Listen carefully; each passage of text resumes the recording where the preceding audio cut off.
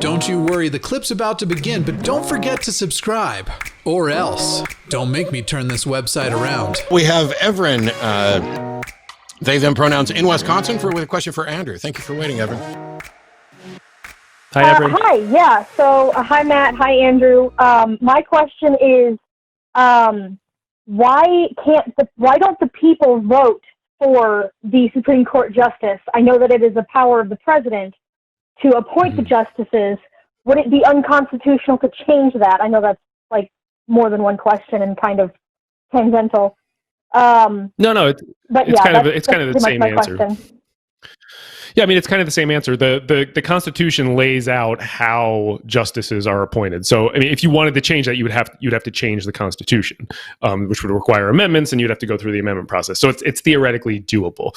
I think voting for judges is actually a worse nightmare than having them appointed. And you can see that at the state level.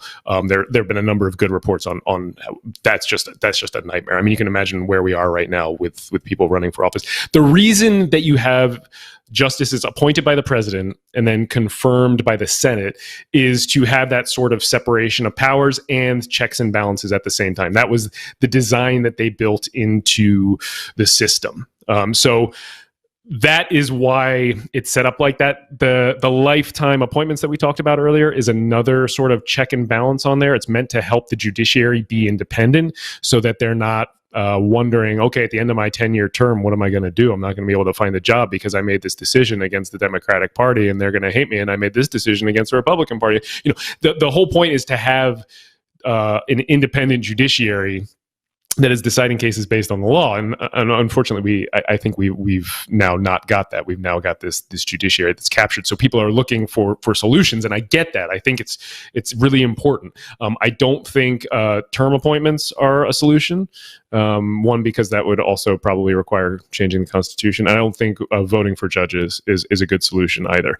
I think the thing to do right now is to double the size of the federal judiciary across the board, and then I would like to see a minimum of 10 justices added to the Supreme Court. That'd be my preferred solution. But I think if you are out there talking about this right now, the number one thing you need to be talking about is explaining to people why the courts are fucked and need to be unfucked. That is the thing you have to be talking about right now. Don't get bogged down in the solutions and trying to figure out whether we should do all the different plans that are out there. Don't worry about that. The thing we have to do now is convince people that this is a problem that needs a solution. Then later on, we can work for the solution. So then why are the courts fucked? Where can I find the information on that? What kind of things can I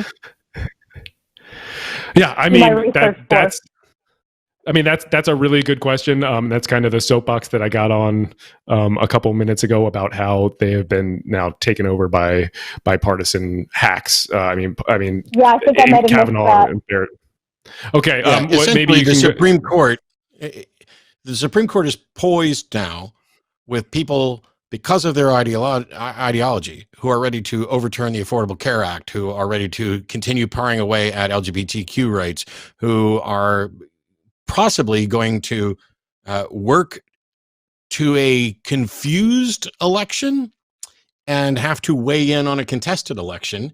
And that was one of the reasons why Ted Cruz was so eager to get Amy Barrett on the Supreme Court, because we desperately needed 9, unlike the 8 that were just fine when it was the other way.